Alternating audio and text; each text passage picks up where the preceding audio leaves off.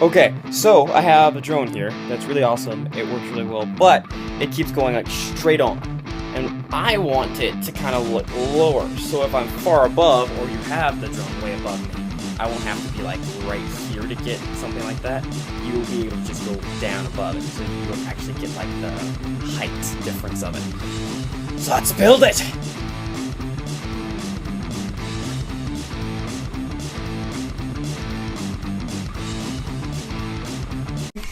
This is what it technically will look like when it's flying over level to the ground. You should be able to see me in my messy room.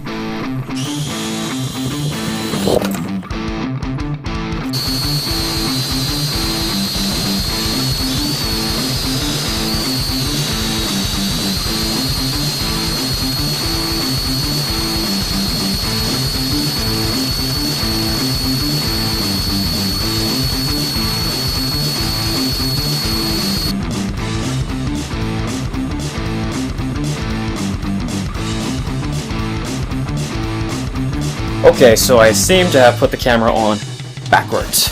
So I'm going to take the footage that I just took from before, put that on there, both of them, and yeah, fix the camera.